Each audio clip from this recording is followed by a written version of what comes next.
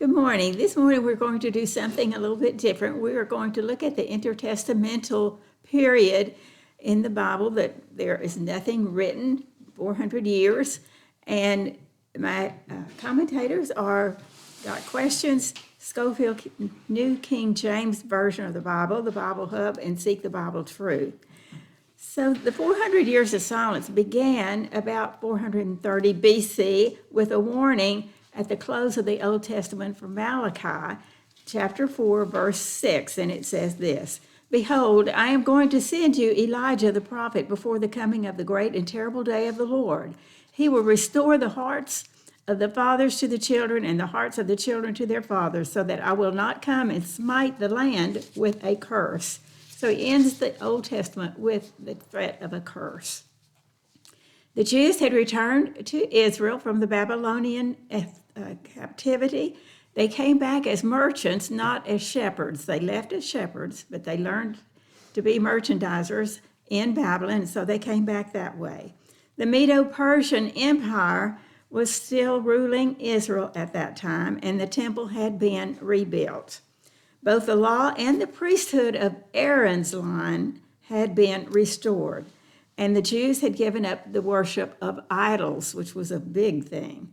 However, the Jewish people were mistreating their wives, they were marrying pagans, and they were not tithing. And the priests were neglecting the temple, and they were not teaching the people the word of the Lord. So the Jews were not honoring God.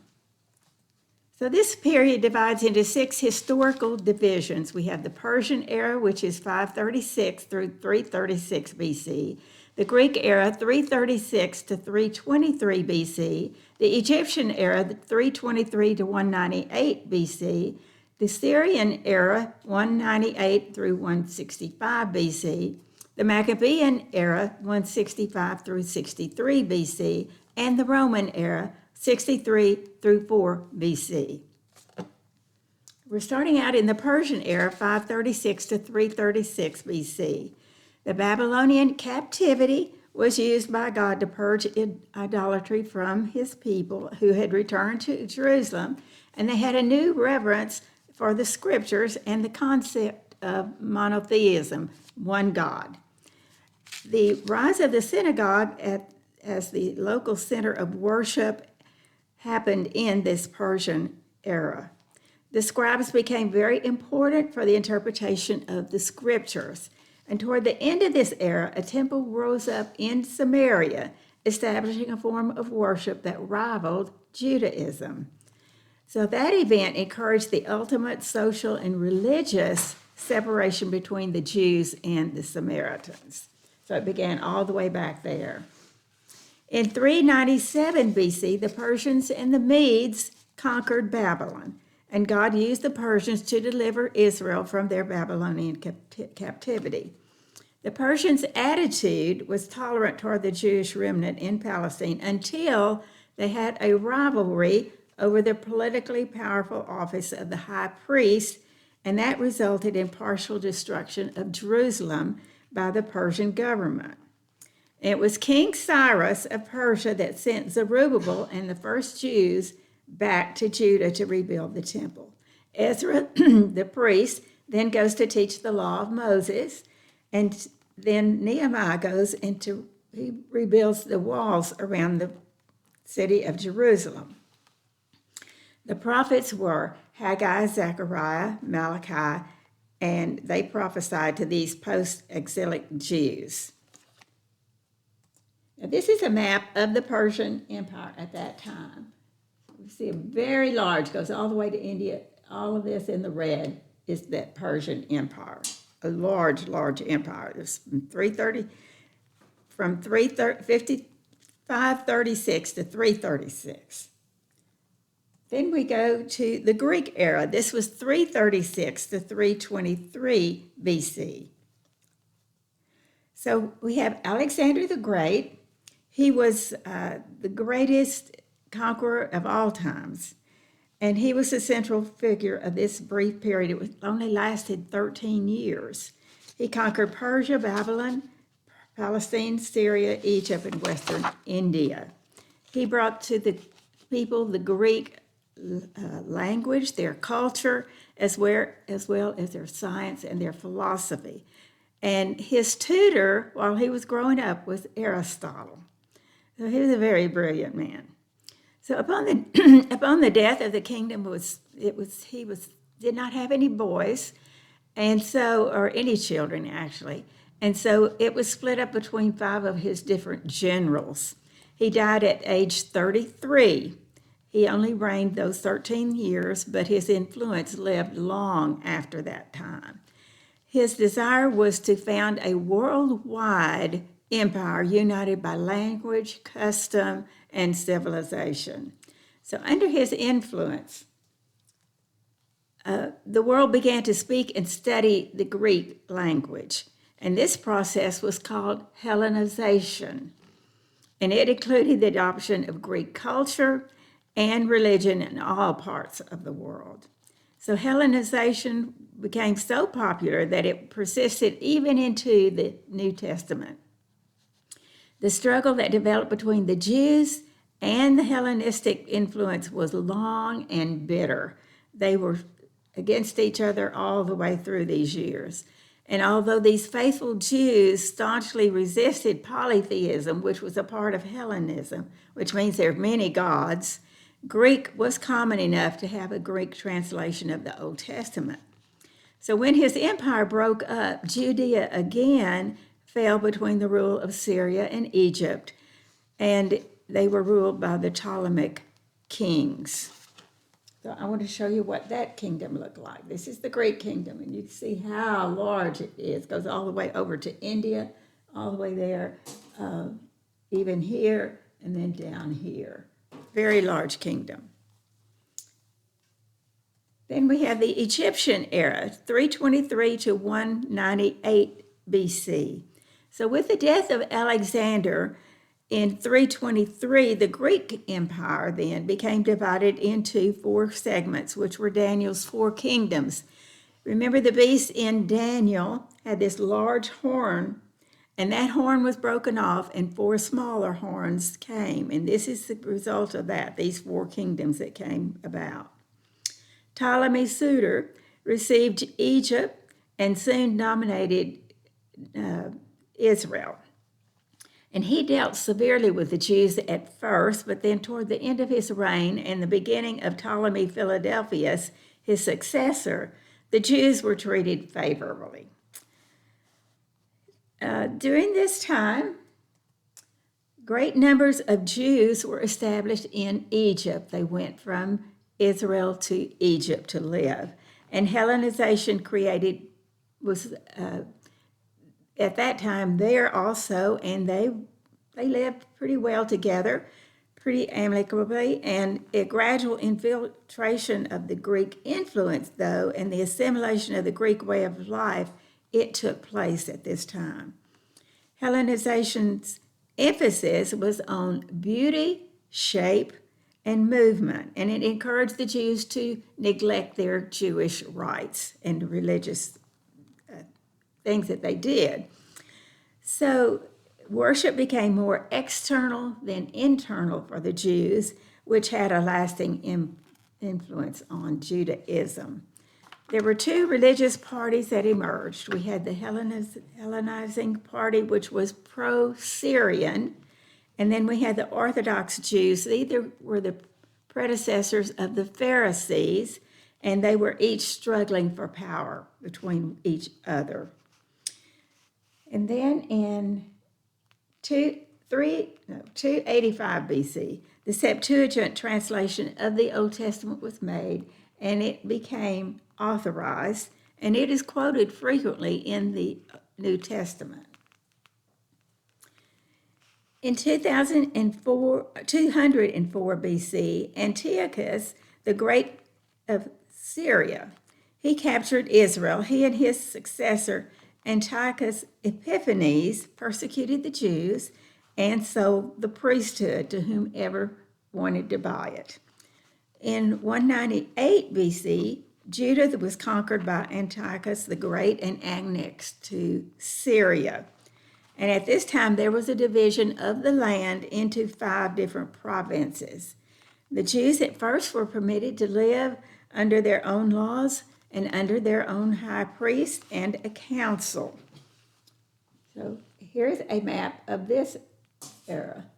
It's very different. It goes way down here. None of this belongs to them, like as the other ones.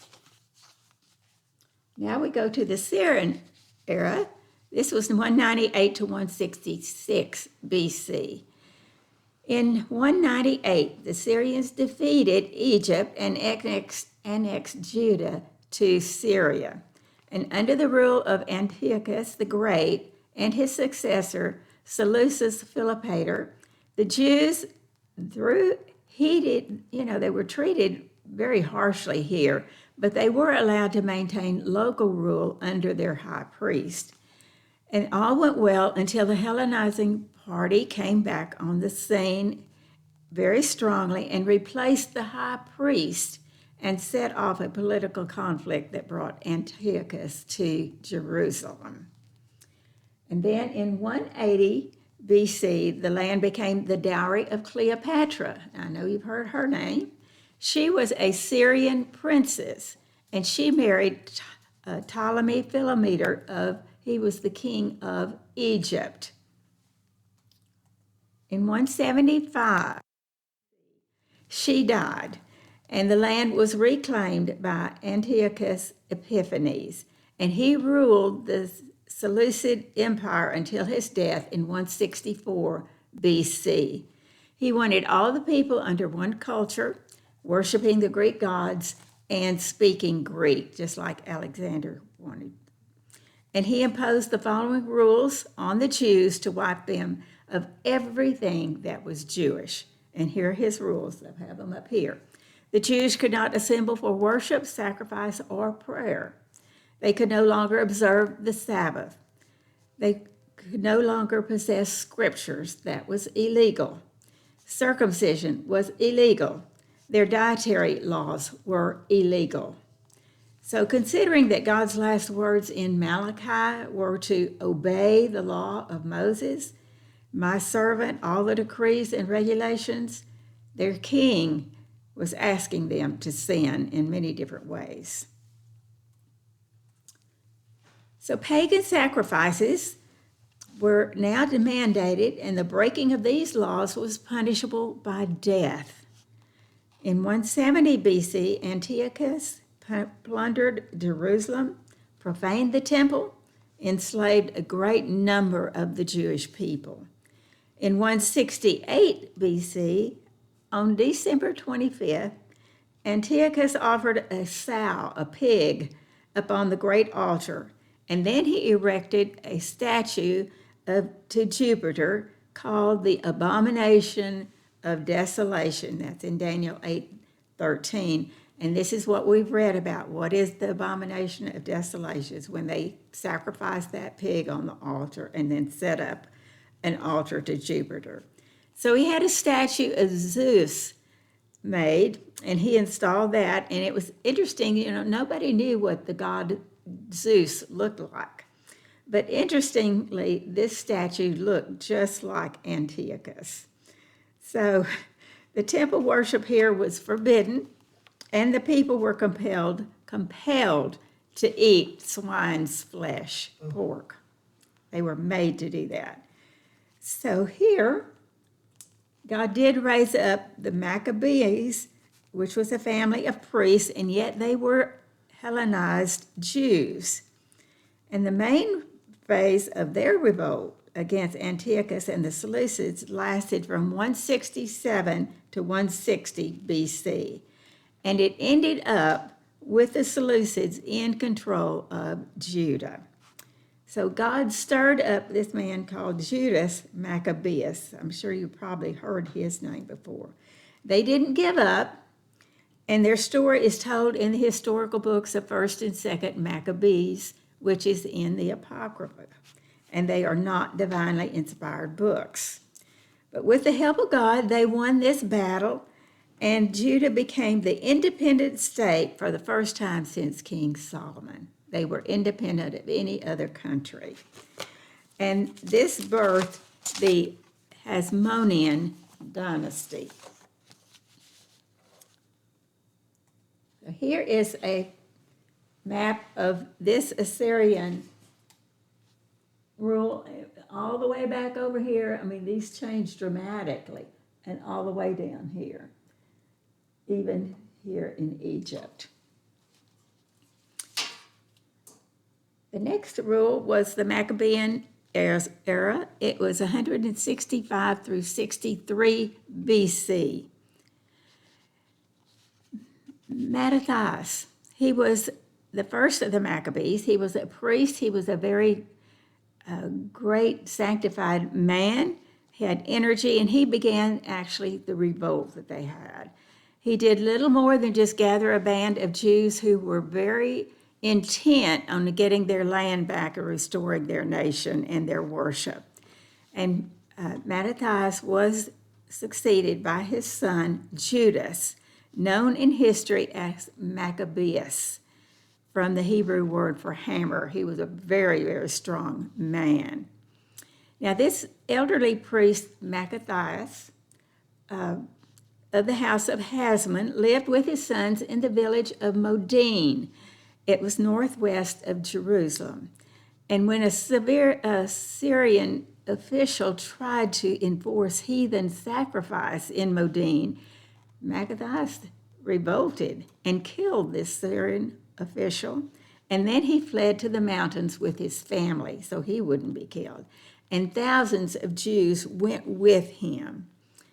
And at the death of Mattathias, 3 of his sons carried on the revolt in succession. And these sons were Judas Maccabeus, 166 to 160 BC, Jonathan, 160 to 142 BC, and Simon, 143 to 134 BC.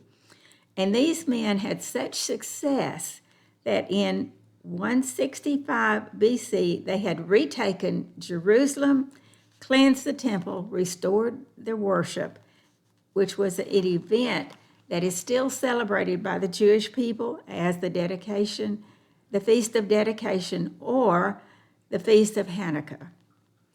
The struggle with Antiochus, and his successor continued. So they still were fighting back and forth. And Judas was slain in battle.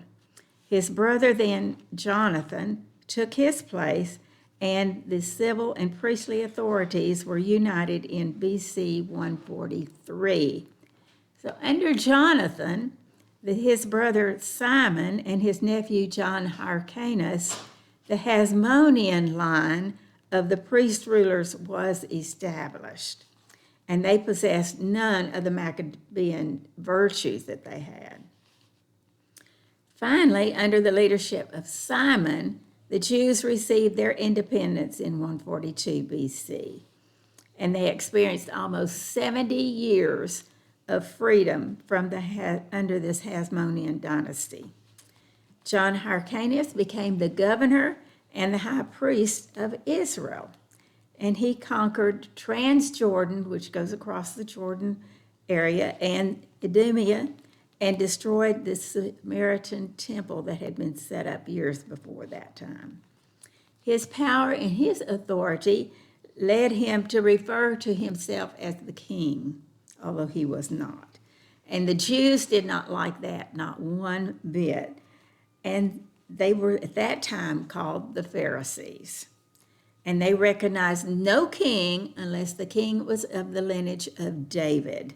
And the Hasmoneans were not of that lineage. So those who opposed the Pharisees and supported the Hasmoneans are called the Sadducees. So here we see how they were completely against each other. So let me show you the next part.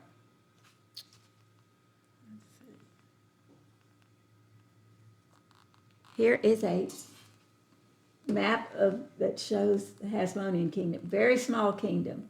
Just this part right here in the block. Here's Jerusalem.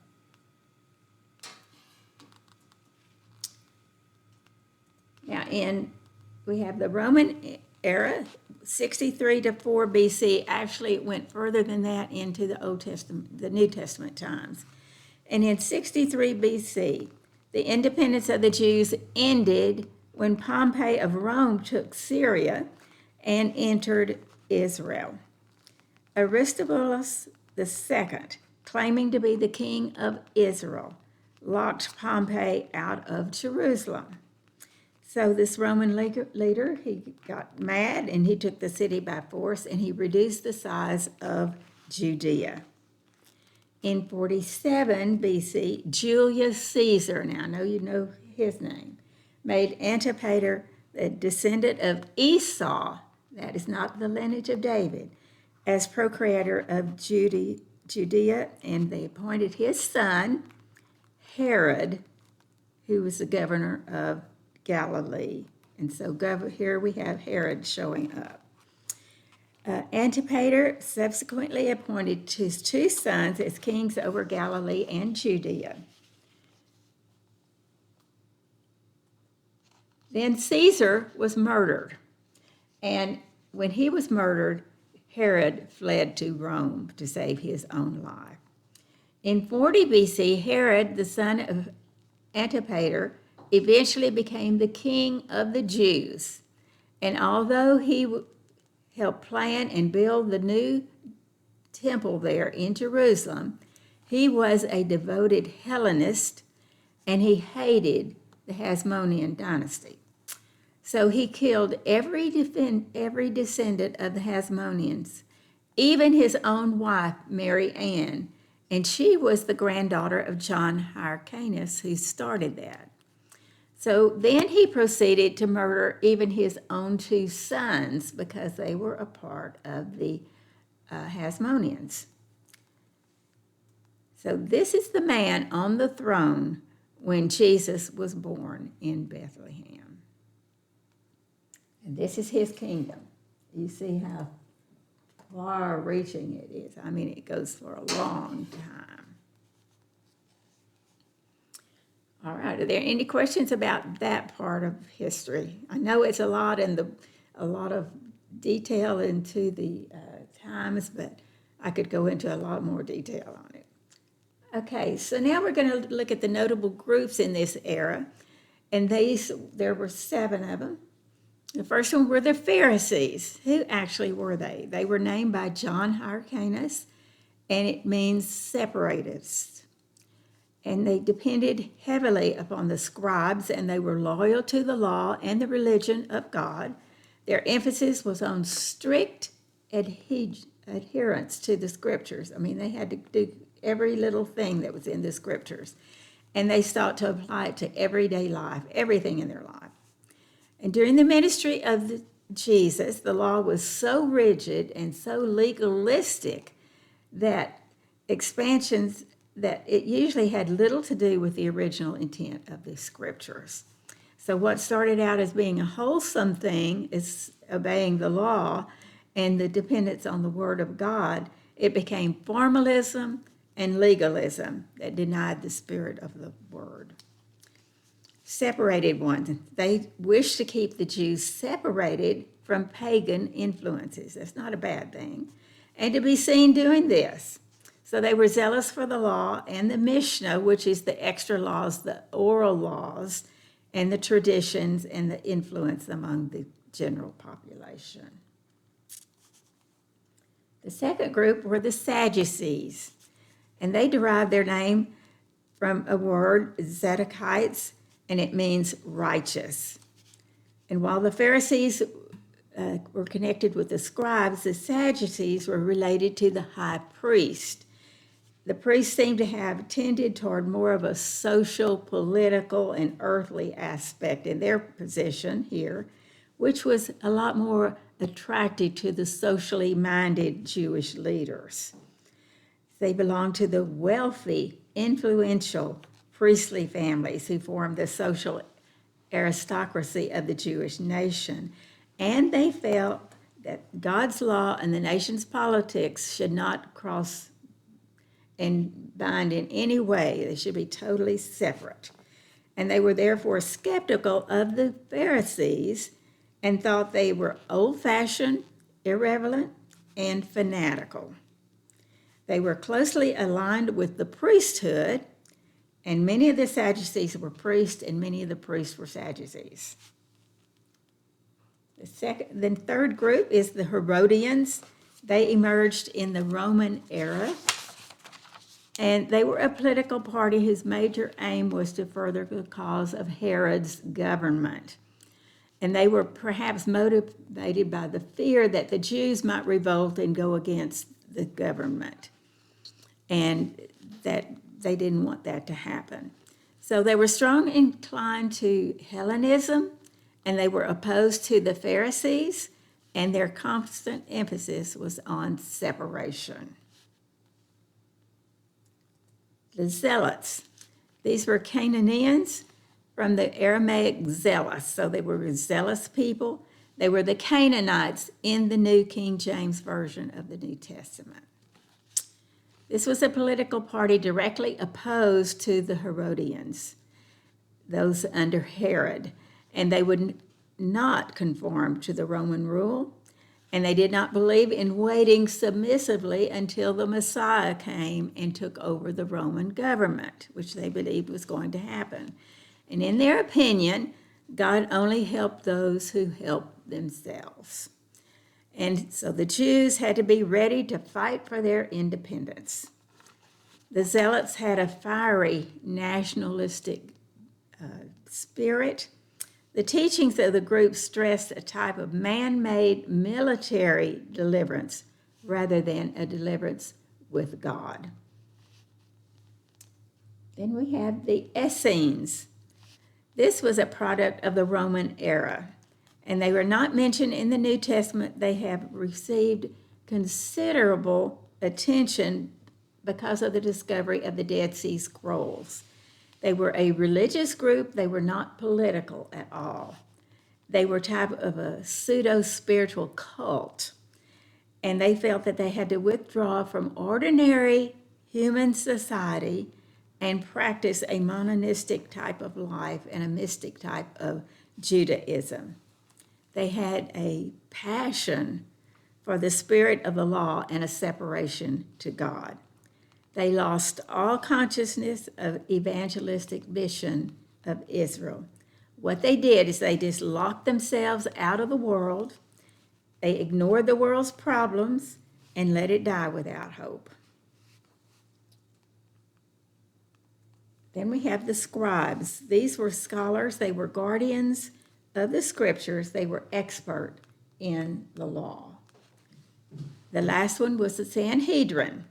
This was a Jewish council consisting of the priests, the elders, and the scribes. They had a degree of government over the people, especially in the matters of religion, but they were subjected to the Roman rule. So in this setting of all these people, God broke these 400 years of silence with the announcement of the coming Christ. And this was the faithful servant of the Lord, and the intertestamental period came to an end. Now, we talk about nothing being said from God, but we have the Apocrypha, and many of those writings that did not make it into the Bible were written during that time, consisted of that time.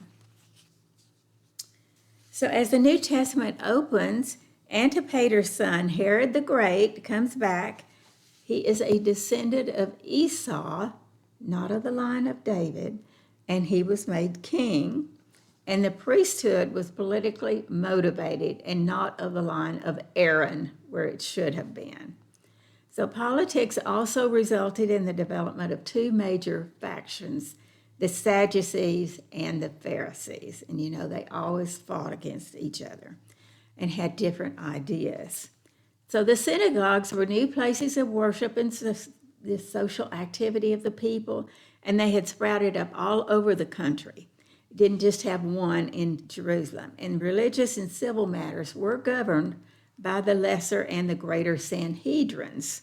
The greater Sanhedrin being comprised of a chief priest, and then he had 70 people that were other members, and what they did was they handed out judgment. Sometimes the judgment was 39 lashes. They were ministered with full force, and we know that that's what happened to Jesus. All right, Then we have the literature between the Old and the New Testament. The Jews produced 4 groups of literature during this intertestamental period. The Apocrypha, these are writings that were included for the most part, and they were in the Greek translation of the Old Testament called the Septuagint. And they were translated into Latin and became a part of the Latin Vulgate, which was the authoritative Latin Bible. We have then the Pseudepigrapha. It's a larger collection with 52 writings, and none of these got into the scriptures. They range from apocalyptic to wisdom to devotional. And most of those are written in the last centuries before Jesus' birth. And they were attributed to noted people like Adam, Abraham, Enoch, Ezra, and Baruch. The third were the Qumran scrolls. These were known as the Dead Sea Scrolls. They were discovered in 1957. When I was in college, I wrote a paper in my religious class on these Dead Sea Scrolls. We were really excited at that time. But since that time, others have been found, and they include Old Testament manuscripts, writings by the Qumran sect, and other sources. And they show something about the life and the beliefs of one group of the Jews in the last 2 centuries before Jesus was born. The last one is the writings of the Jewish antiquities, and this is a history of the Jewish people and the Jewish war. And these were written by Flavius Josephus, and we hear a lot about Joseph. He had a lot of things to write about the Jews, and this was in AD 37 through 100. I have this book written by Josephus. It's a big book. It's about that thick. And I thought I would read that, and I think I've only read a few sentences out of it. It's just very complicated and very detailed about the Jewish people. So that ends the intertestamental period. Are there any questions or comments? Just want the information. Go back and look at the tape. Yeah, it's a lot of information, and I just barely covered just the very important things about it. But it's very interesting to see how each group went into the next group and what they did and what the next group did and how it influenced the Jewish people. And then you can see, I guess what amazes me about that is you can see the patterns of what the Jewish people went through. Yes. It was, we talked about, in the Old Testament, we talked about how they went into idolatry and God would punish them and then they'd repent. And here they're going through all of this again. They had a very difficult life. Much of it was their own choosing, but still their life was very, very difficult. Particularly Alexander the Great, if you didn't embrace their Hellenistic type of views, you were dead. Yeah. You didn't have a choice either. Yeah, you didn't. Yeah. You didn't. It must have been, Any other comments? Questions? All right. So now, next week, we will begin with the book of Matthew. So we'll see you then.